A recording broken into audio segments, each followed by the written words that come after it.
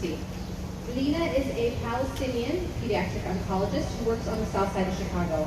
She has volunteered in occupied Palestine for many years, and she mainly works with children who have blood disorders. She is a mother and a granddaughter of Fatima Glan, a survivor of the Deir Yassin massacre.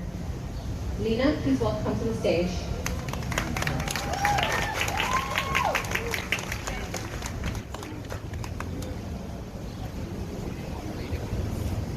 Assalamu alaikum.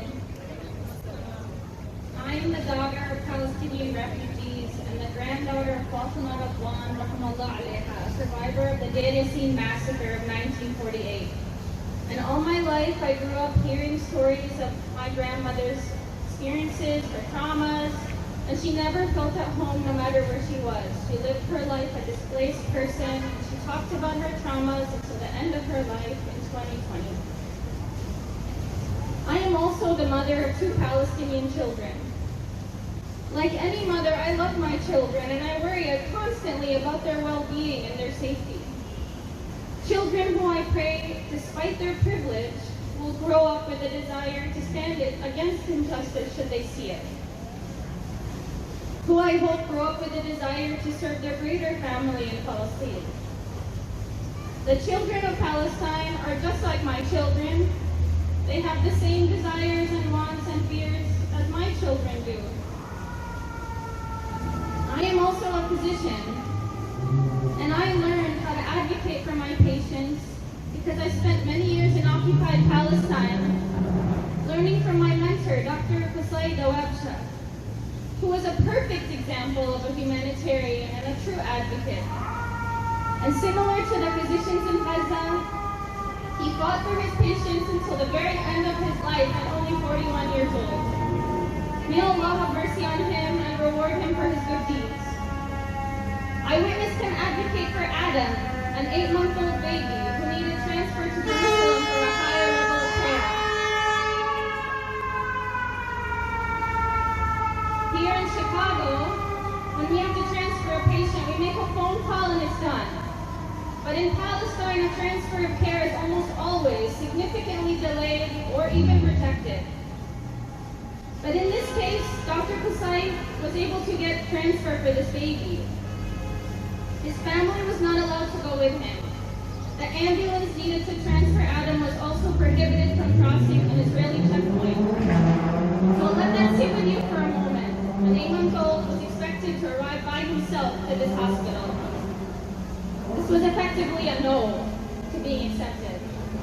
I will never forget the panicked look in his grandmother's eyes as she contemplated giving the baby to a random stranger who was going to get him where he needed to be. As mothers, we think a million times about who watches our babies. We would do anything to keep them safe. Well, Palestinian mothers want the same thing for their babies that we all do. A chance to live and to live safely. This is the daily humiliation and insult to injury that Palestinians have endured daily for the last over 7 decades and continue to endure.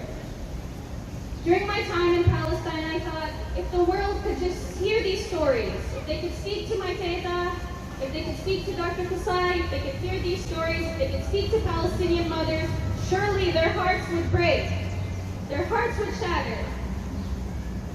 But we have now witnessed the most televised genocide of our time.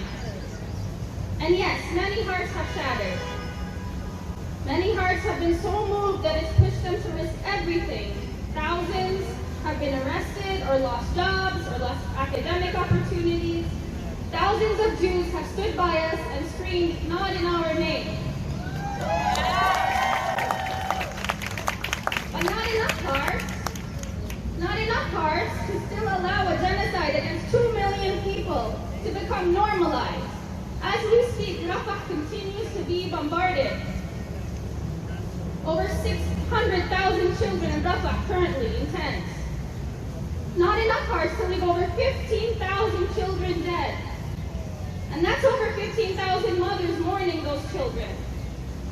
Not enough to leave over almost 20,000 children orphaned, to allow children to starve to death, to prevent pregnant women from safe deliveries of their babies, mass graves upon mass graves.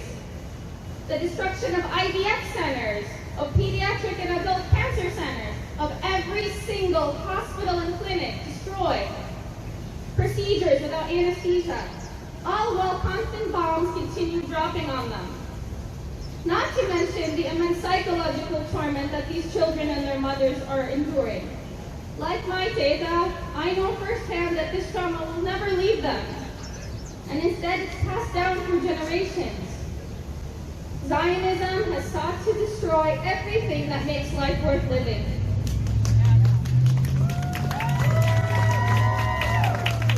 But the peasants have taught us the meaning of patience. They have taught us sumud, or steadfastness. And they have taught us the meaning of the word alhamdulillah, all praise to Allah. But most importantly, they have taught us not to give up. They have taught the world to wake up. And for too long, Palestinians have lived under constant oppression, humiliation, discrimination, and white supremacy.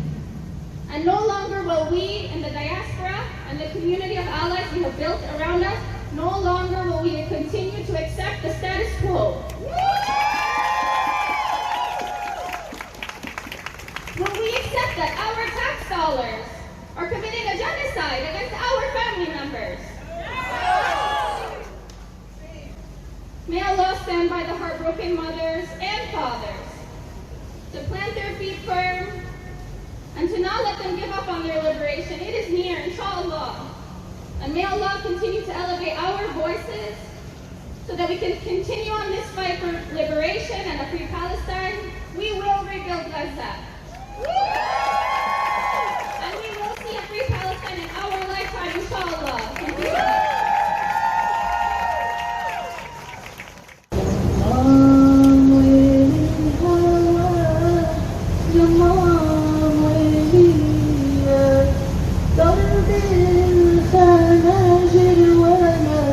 حكم النادي